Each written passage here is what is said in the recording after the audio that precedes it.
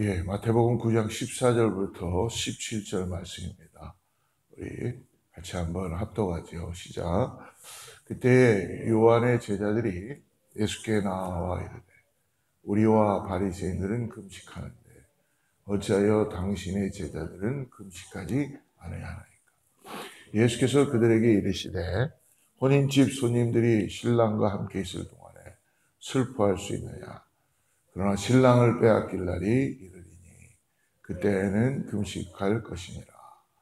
생배 조각을 낡은 옷에 붙이는 자가 없나니 이는 기운 것이 그 옷을 당기어 헤어짐이 더하게 되며 새 포도주를 낡은 가죽 부대에 넣지 아니하나니 그렇게 하면 부대가 터져 포도주도 쏟아지고 부대도 버리게 되리라.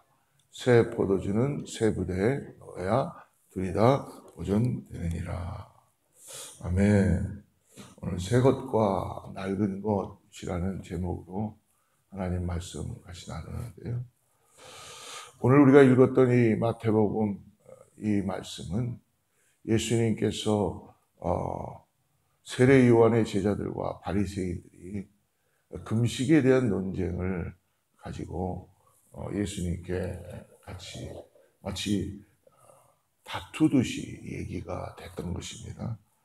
오늘 이전에 우리가 말씀은 보진 않았지만 오늘 말씀이 지금 예수님과 제자들이 세리와 죄인들과 식사를 하고 계셨어요. 그러니까 유대인들과 바리새인들과 특히 세례 요한의 제자들은 우리는 이틀에 한 번씩 금식을 하는데 왜 도대체 당신의 제자는 금식도 하지 않고 이렇게 먹고 계속 즐기느냐라는 식으로 이렇게 싸우듯이 비난하는 것입니다.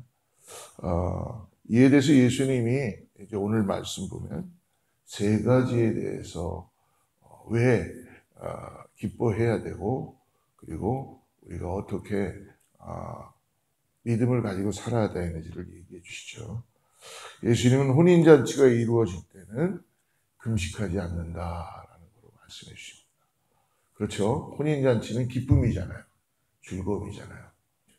그렇기 때문에 남의 집에 잔치에 가서 못 먹는 것만큼 참 슬픈 일이 없죠. 남의 집 잔치에 가서는 잘 먹어주는 게 제일 좋습니다. 그 집에 축복이 될 수 있고요. 근데 예수님이 말씀하신 이 혼인잔치는 예수님이 곧 십자가에서 돌아가실 것을 예상하시면서 부활에 대한 영광을 이미 말씀하시는 것이라고 그렇게 우리는 예견하고 볼 수 있습니다. 예수님이 이미 오셨기 때문에 더 이상 이 유대인들과 바리새인들과 이 세례 요한의 제자들은 아직까지도 율법에 묶여 있는 거예요. 그러니까 율법대로 살고 싶은 거죠. 예수님이 이 땅에 오신 이유는 우리가 잘 알지만 율법을 폐하러 오신 게 아니고 율법을 완성하러 오셨잖아요. 그렇기 때문에 예수님은 율법은 잘못됐다가 아니라 이제 내가 구원자로 왔기 때문에 더 이상 율법이 우리 가운데 그 율법을 지키면서 그것이 자유함을 주는 것이 아니다라고 말씀을 해주시는 것입니다. 그래서 예수님이 메시아로 이 땅에 오신 그 지금 현장이 나타나고 있기 때문에 잔치가 베풀어져 있다 대답해 줍니다. 그래서 더 이상 구약의 율법에 의한 시대가 아니라는 것이죠. 그래서 지금은 금식할 때가 아니고 즐겁고 기쁘게 잔치하는 시간이다. 근데 언젠가는 이 잔치가 끝나고 금식해야 될 때가 정말 온다라는 것을 가르쳐 주세요. 그러니까 어떤 율법에 의해서 형식적인 어떤 금식을 해야 되는 것을 말씀하시는 것이 아니라 정말 우리의 마음에 할례를 받고 금식을 해야 되는 때가 온다라고 말씀합니다. 그러니까 이사야 우리가 58장을 한번 보게 되면요. 이사야에서 이렇게 말씀하죠. 금식에 대해서 제가 한번 말씀 읽어드리겠습니다. 58장 3절에 우리가 금식하되 어찌하여 주께서 보지 아니하시오며 우리가 마음을 괴롭게 하되 어찌하여 주께서 알아주지 아니하시나이까? 보라 너희가 금식하는 날에 오락을 구하며 온갖 일을 시키는도다. 보라, 너희가 금식하면서 논쟁하며 다투며 악한 주먹으로 치는도다. 너희가 오늘 금식하는 것은 너희의 목소리를 상달하게 하려는 것이 아니니라. 이것이 어찌 내가 기뻐하는 금식이 되었으며 이것이 어찌 사람이 자기의 마음을 괴롭게 하는 날이 되겠느냐. 그의 머리를 갈대같이 숙이고 굵은 배와 재를 펴는 것을 어찌 금식이라 하겠으며 여호와께 연락될 날이라 하겠느냐. 그러면서 6절에 이렇게 말씀합니다. 내가 기뻐하는 금식은 흉악의 결박을 풀어주며 멍에의 줄을 끌어주며 압제당하는 자를 자유하게 하는 모든 멍에를 꺾는 것이 아니겠느냐. 또 줄인 자에게 내 양식을 나누어주며 유리한 빈민을 지배드리며 헐벗은 자를 보면 입히며 또 내 고륙을 피하여 스스로 숨지 아니하는 것이 아니겠느냐. 그러니까 금식에 대한 예수님은 오셔서 다시 그 이사야가 구약에서 말씀했던 금식에 대한 분명한 것을 이야기해 줍니다. 금식할 때가 온다는 것입니다. 그러나 어떤 그 율법에 의해서 금식하는 것을 더 이상 말씀하신 것이 아니죠. 그러다 예수님께서 또 하나의 비유를 드셨어요. 오늘 우리가 읽었던 말씀에 보면은 16절 말씀 보니까 생배 조각을 낡은 옷에 붙이는 자가 없다. 그리고 이는 기운 것이 그 옷을 당겨 헤어짐이 더하게 됩니다. 그러니까 생배 조각을 붙이는 자가 없다는 거예요. 아마 옷을 많이 입어보거나 만지는 분들은 아실 거예요. 여기서 생배는 지금으로 얘기하면 린넨, 그러니까 그 마를 이야기하는 거죠. 고친다고 기운 것이 당기어서 옷이 더 못 쓰게 된다는 겁니다. 그러니까 그 생배 조각은 잘 닦고 잘 만들고 이게 작아지니까 그거를 옷에다 덧입혀서 바로 붙이면 안 된다는 그 비유를 말씀해 주시는 겁니다. 그래서 낡은 옷은 지금 유대인들의 율법적인 사고와 삶의 모습을 지금 비유하시면서 말씀해 주시는 거예요.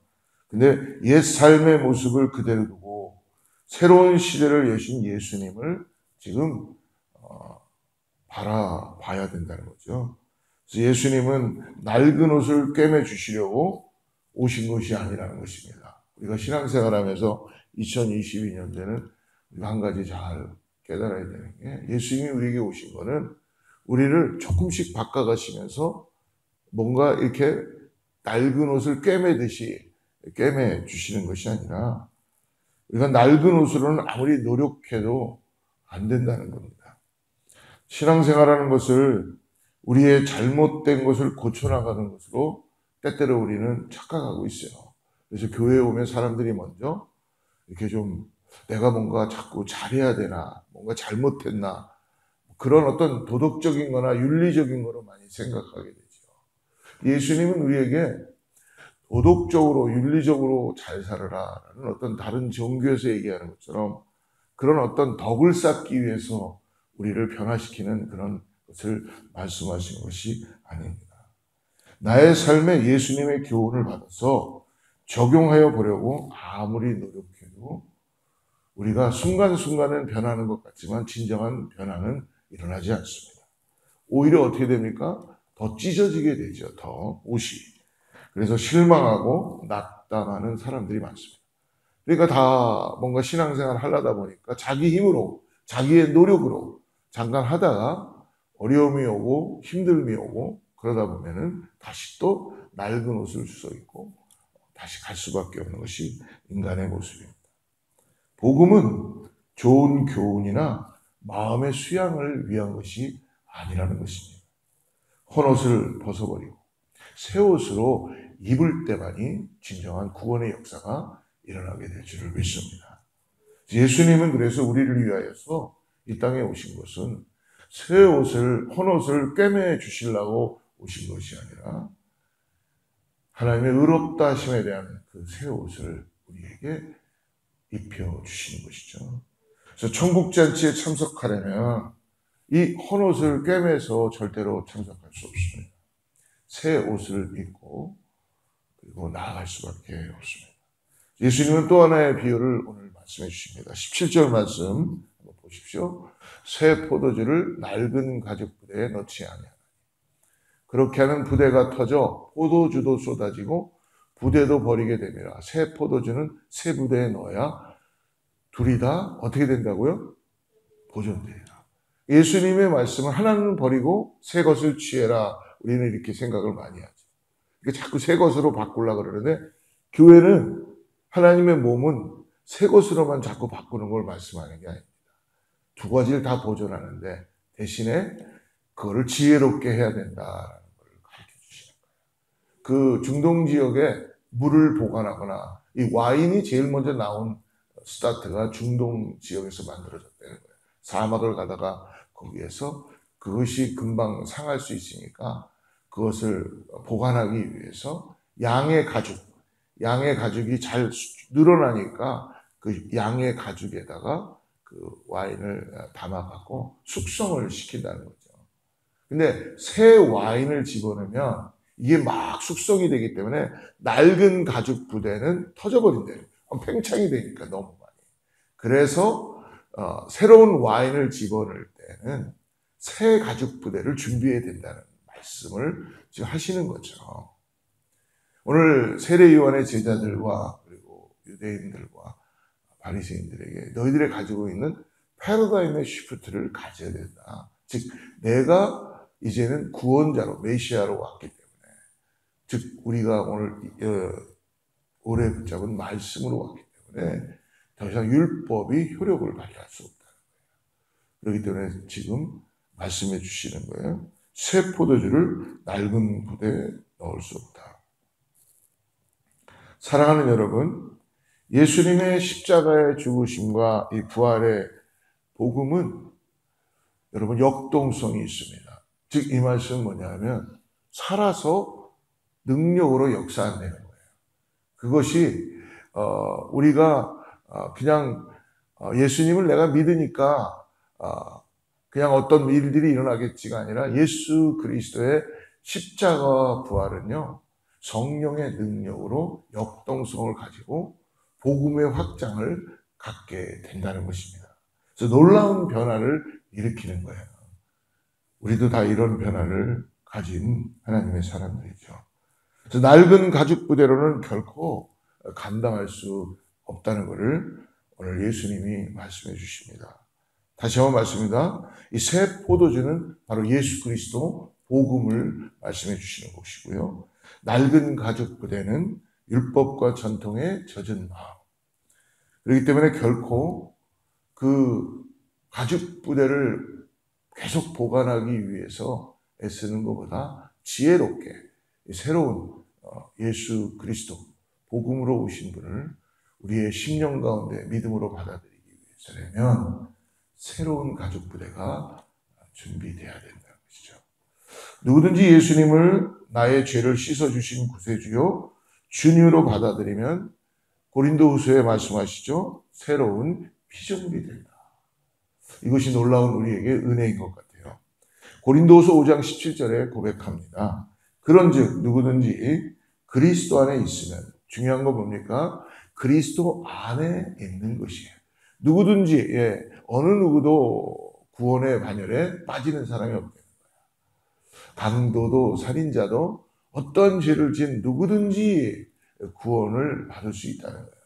그러나 여기에 그리스도 안에 있어야 된다는 것이죠. 그리스도 안에. 그리스도 안에 있으면 새로운 피조물이라 이전 것은 지나갔으니 보라 새 것이 되었다. 할렐루야. 오늘 우리에게 또 주님께서 새롭게 새해를 주신 것은 우리에게 다시 새 술은 새 부대에 담으랬듯이 우리에게 새 부대로 우리 가운데 다가오시는 줄을 믿습니다.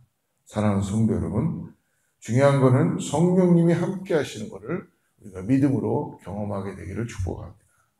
예수 그리스도를 영접한 자들에게 주시는 하나님의 선물이 바로 무엇이에요?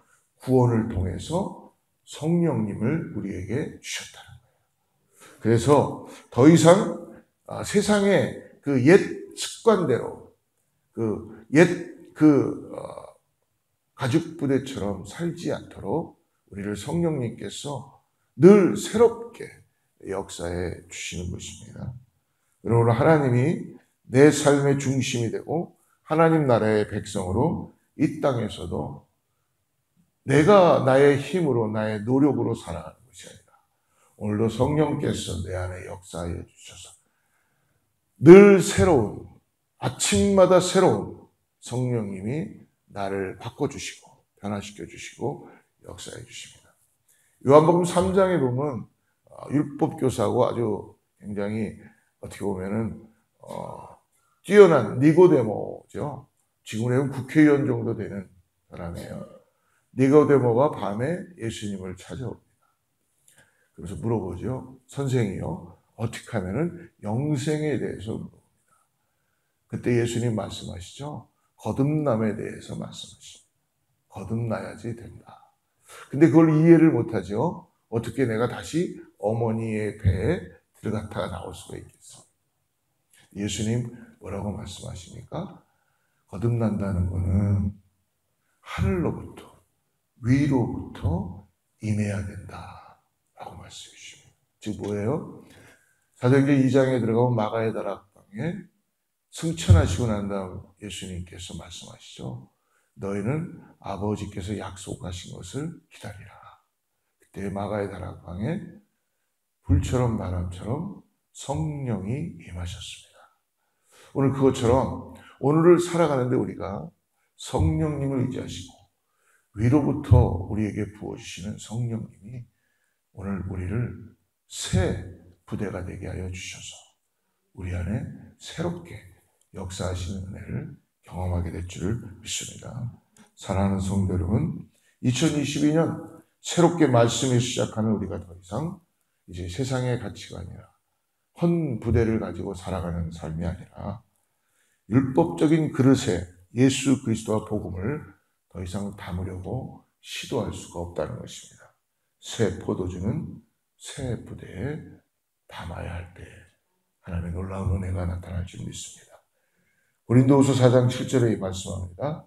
우리가 이 보배를 질그릇에 가졌으니 이는 심히 큰 능력은 하나님께 있고 우리에게 있지 아니함을 알게 하려 함이라. 결국 우리는 하나님만 바라보고 하나님의 은혜 가운데 나아갔을 때에 하나님께서 우리를 인도해 주시고 역사해 주실 줄을 믿습니다. 기도하겠습니다.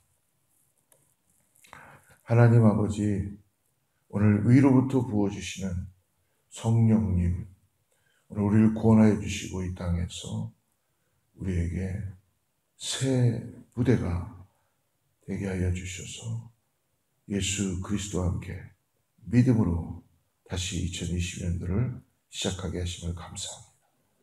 오늘 새벽을 깨며 나오는 사랑하는 성도님들에게 하나님, 오늘 주님을 더욱더 사모하며 아버지 결단하고 2022년도를 주님과 함께 말씀으로 시작하게 나왔사오니 하나님 은혜를 더하게 해주시고 하나님께서 아버지 확실한 약속으로 함께하여 주시옵소서.